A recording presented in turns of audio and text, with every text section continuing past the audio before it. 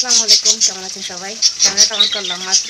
সকালে খাওয়া দাওয়া সব হয়ে গেছে, রান্নাবান্না গুছানো হয়ে গেছে, রান্না বসিয়ে দিয়েছি। তো আপনাদের সাথে শেয়ার করবো বলে চলে আসলাম। আজকে একটু রোদ ভাব, ঠান্ডাটা আগের থেকে অনেকটাই কম বলা যায়। যাই হোক, আপনারা কে কী করছেন একটু জানাবেন। রান্না বসিয়ে দিয়েছি, কী কী রান্না করবো আপনাদের সাথে শেয়ার করবো, চলুন। ইলিশ মাছ লবণ হলুদ দিয়ে ভাজা হয়ে যাচ্ছে। ইলিশ মাছ দিয়ে মূলা রান্না করব। এই যে মূলা রান্না করবো ইলিশ মাছ দিয়ে। আর এখানে চিংড়ি মাছ, ডাল, ধনেপাতা, পেঁয়াজ, রসুন, কাঁচা ঝাল, জিরে ব্লেন্ডার করে বড়া করব। বড়া করে ভেজে তারপর নারকেলের দুধ দিয়ে রান্না হবে। রান্নাটা সেই মজা হয় রান্নাটা। সাথে থাকেন, দেখতে পারবেন। যে এখানে ব্লেন্ডার করে নেব, ব্লেন্ডারে শব্দ হবে তাই আগে থেকে দেখিয়ে দিলাম, তারপরে আপনাদের সাথে আবার কথা বলছি।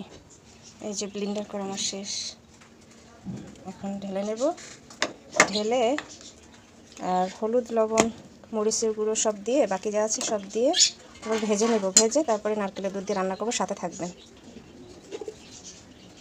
লবণ সুন্দর করে মেখে নেব।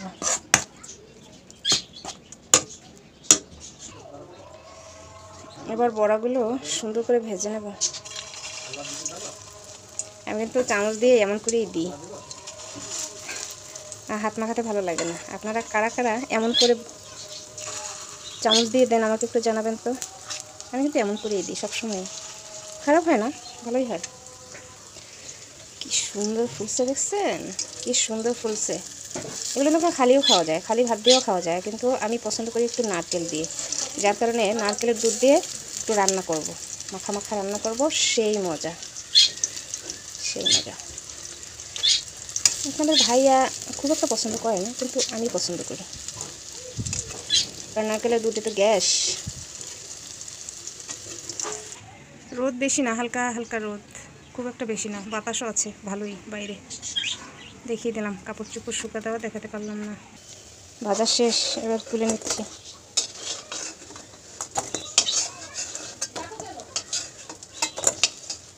ঘেরান যা বের হয়েছে, মনে হয় কি এখনই খেয়ে ফেলি। নারকেলের দুধ করে নিচ্ছি। নারকেলের দুধ শীতকালে কিন্তু গরম পানি দিয়ে করতে হয়। গরম পানি দিয়ে করলে দুধটা ভালোভাবে বের হয়, নাহলে বের হতে চায় না। মূলাটা বসিয়ে দিয়েছি, সব মশলা দিয়ে একটু কষিয়ে নেব। মূলাটা আগে রান্না করব ইলিশ মাছ দিয়ে, তারপরে বড়াটা করব। আজান হয়ে গেল, এবার মূলাটা দিয়ে দিলাম।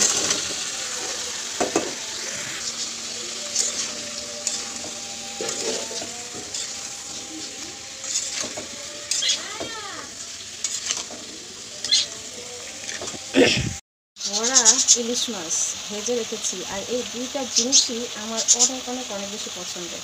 কেমন বলেন? খেতে ইচ্ছে করছে এখনই, কিন্তু রান্না করে তারপরে খাবো। আমি একটু খেয়ে ফেলেছি, যাই হোক রান্না করে তারপরে খাবো, আরও বেশি খাবো। দুইটা জিনিস আমার অনেক পছন্দের, অনেক লোভনীয় খাবারটা। ঠিক আছে, এবারে বড়াটা বসিয়ে দেবো। বসিয়ে দিয়েছি অলরেডি, দেখেন আপনাদের দেখাবো, দাঁড়ান। সব মশলা দিয়ে কষিয়ে নিয়েছি। এবারে নারকেলের দুধটা দিয়ে কষিয়ে নেবো, আর একটু কষিয়ে নেবো। একটু কষিয়ে নেবো, তারপরে ওই নারকেলের দুধটাই দেবো, আর কোনো পানি দেবো না, আর ঝোলও দেবো না, আর কোনো, ওইটুকুই হয়ে যাবে। দিয়ে দিয়েছি ঝোলটা, এবার একটু ফুটলে বড়াগুলো দিয়ে দেবো। এই যে দিয়ে দিয়েছি, এবার একটু ফুটলেই নামিয়ে নেব। আমার বড়া রেডি হয়ে যাবে, অনেক মজা হয়েছে আমার বড়ার ফাইনাল লুক। এই যে কেমন হয়েছে বলেন আপনারা, দেখে বলেন কেমন হয়েছে, আর আমি তো খেয়ে বলবো সেই মজা হবে, সেই আর অনেক মজাই ছিল। যাই হোক, দেখে তো মনে হচ্ছে অনেক মজা হবে।